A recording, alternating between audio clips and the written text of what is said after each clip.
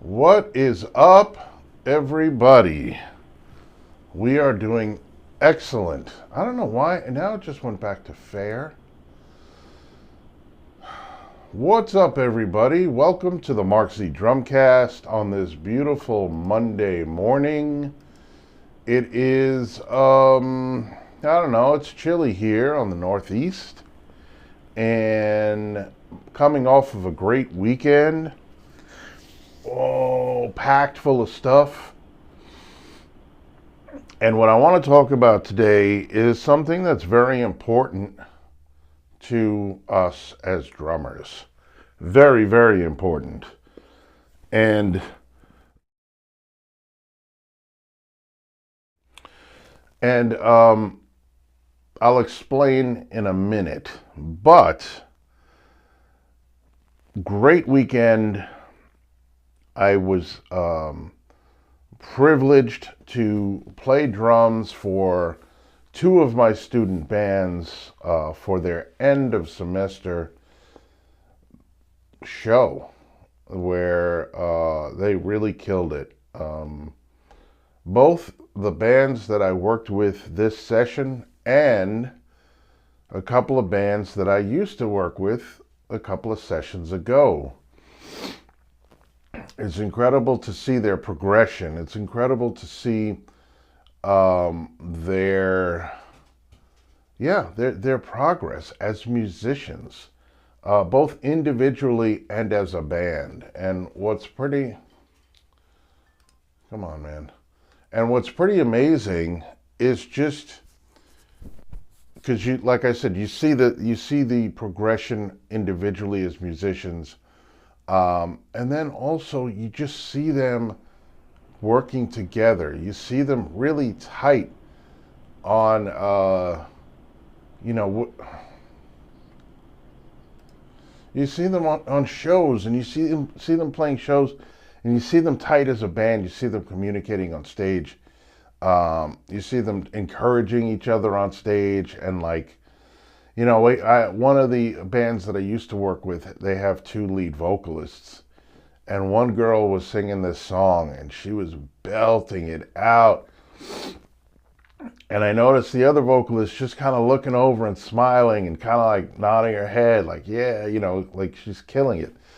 And that kind of stuff I love to see. But anyway, it was a really great show. Unfortunately, the drummer that we had in my two bands was not able to make the show and had to actually leave the session a couple, maybe a month or so before the show happened.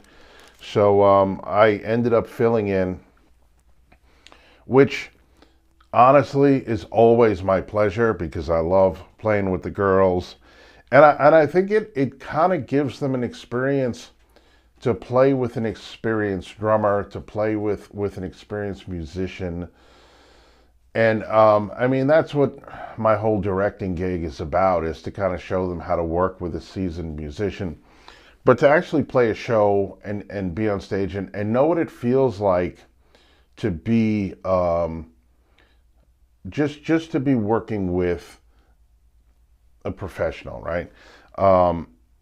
I think it's a great experience for them. And obviously, I mean, definitely for me, I would have much rather seen the band, all of my students together playing, and the drummer that started the journey with us, I would have loved if she could have been part of it. But this is what happens, which I also kind of make into a lesson for the girls that are still participating. I said, this is what happens. You will experience members leaving, people get sick and they can't make a gig, or whatever the case may be, or maybe you don't get along with certain people. This is kind of what happens in out in the real world when you're in a band. And so there are lessons to be taken from things that happen along the way when we have conflicts between band members, when band members quit, when band members get sick or they can't show up to the show, whatever happens. And I think it's a valuable lesson for them to be able to deal with the support of the school and myself, so that they have some experience in the real world when it inevitably is going to happen. If you're in bands and that's what you're doing, you will have seen this and experienced this before. But overall, it was a great show. It was super fun. It was really cool seeing the girls that I was working with a few semesters ago. Happy little reunion. And so the funny thing is, when I came off stage and I was speaking to one of my students' parents, and that's also a super fun part of the show too, because we get everybody together. I don't often see the parents of my students because they get dropped off and picked up and things like that. And for my private students, yes, I do see a lot of them, and I'm able to kind of update the progress of my students and stuff. But for the bands, for the most part, everybody gets dropped off. We work together. We go our separate ways. So at the end of the season, it's great to be able to see all the parents and the grandparents and the siblings and all of that stuff together. And then we could all talk. And we could talk about how proud we are of the students. So, which brings me to the point of today's show. Actually, I didn't even do an introduction. I haven't had my coffee yet. It's early. It's been a crazy weekend.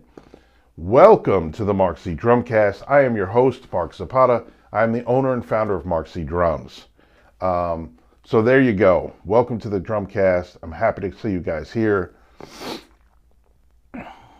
So getting back to the point, I come off stage. I'm talking to one of my students' parents, and he says to me, "Don't you get tired?"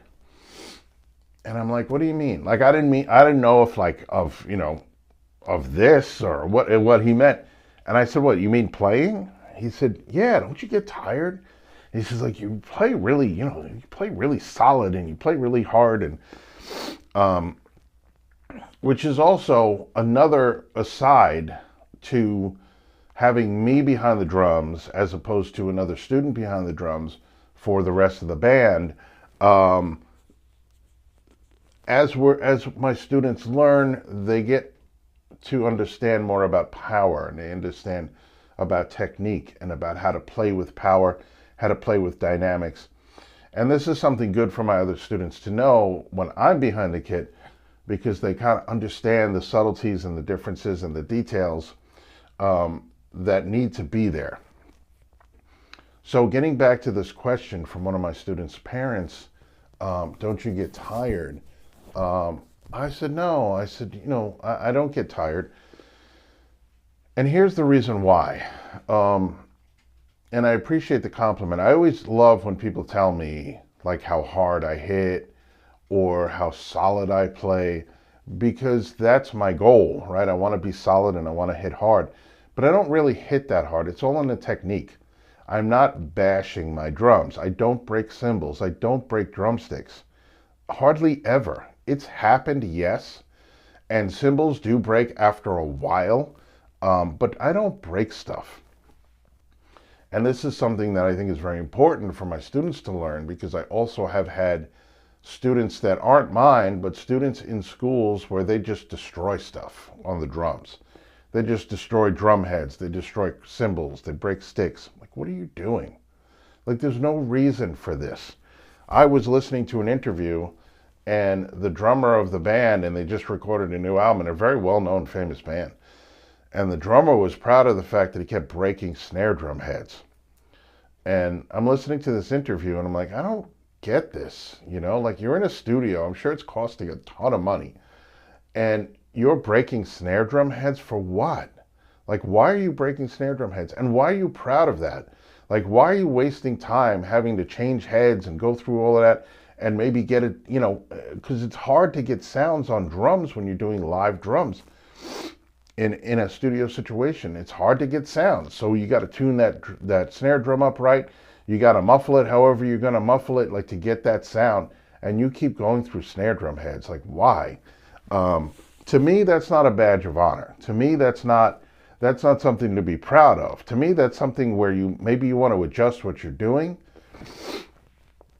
I've been playing a long time, and I've seen, and it's usually the younger guys, bash through snare drum heads. I remember a guy lent a kid his snare drum for a show. And I'll never forget this. I was at the show. I wasn't playing in it. I was just watching. And the guy gets off stage and he hands the guy back the snare drum that he had lent him. And it was destroyed. I mean, the head was gone through and it was just a mess. And I was like, oh my God, like this is what you do, not only to your own equipment, but to somebody's equipment that you borrowed. I lent a cymbal out to somebody and it came back cracked. Anyway, my point is we don't need to bash. I play loud, but I don't play hard. So here's my point. An economy of motion is what we need as drummers. And simply what that means is that we need to conserve our movements and we need to be economical with our movements. We need to eliminate all unnecessary movements from what we're doing. Because if we're playing a show, or we're playing for an hour and a half, 2 hours, we're playing aggressive music, we're playing heavy metal, we're playing thrash metal, we're playing punk music, or not even, it doesn't even have to be aggressive, maybe high tempo music, high energy music. If we are, really like going for it and we don't understand that concept of an economy of motion, we're going to be worn out. We're going to be wiped out. And we're probably going to break stuff. We're probably going to break sticks and we're probably going to break equipment. Who needs to pay? This stuff is not cheap, right? So who needs to pay a ton of money? Who needs to pay a ton of money because you're breaking your equipment? It's craziness. So what I want to say is an economy of motion, that's what we need. We need to take the technique of what we're doing and use the technique to create the power and the volumes that we want, and not the big movements, because it's not economical, right? If we are, I always talk to my students about when we're playing, right? We're using a lot of wrist and our fingers to control the stick and to move the sticks up and down, right? When we're playing. We're not doing this. What's up, Louie? There's my co-host, making sure we're protected. Somebody might be getting the mail or something. So we're not looking for this, right? We're looking for wrist. And certainly when we're hitting drums, we are moving the arms, we're getting a bit of a whipping motion, but it depends on the situation. It depends on what we're doing. So when I'm playing with my students, it sounds good, it sounds powerful, it sounds deliberate and strong and effective, but I'm not killing myself. I played, probably an hour with my students because the bands were back to back. So I did a set with one and a set with the other one. And the previous day I played for 3 hours because each band had an hour and a half rehearsal. And I didn't really feel it at all because I don't feel it because I'm not taxing my body. Now, when I'm practicing here or I'm playing with my more aggressive projects, that's a different story. But still, it is manageable because I am using an economy of motion. So look at your technique. A couple of things before I sign off for the day. We're moving to a different format here on the Mark Z Drumcast. It's going to be a little quicker hits than before. And maybe I'll spend more time on Twitch because I really like Twitch, but Twitch is more of like a long form talking platform.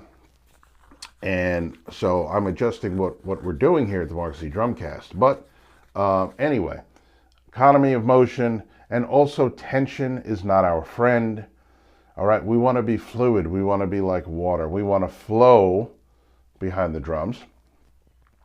And we want to do so in such a way where we're not taxing ourselves, especially, again, if we are in the habit of playing longer shows of more higher energy music, this comes into play.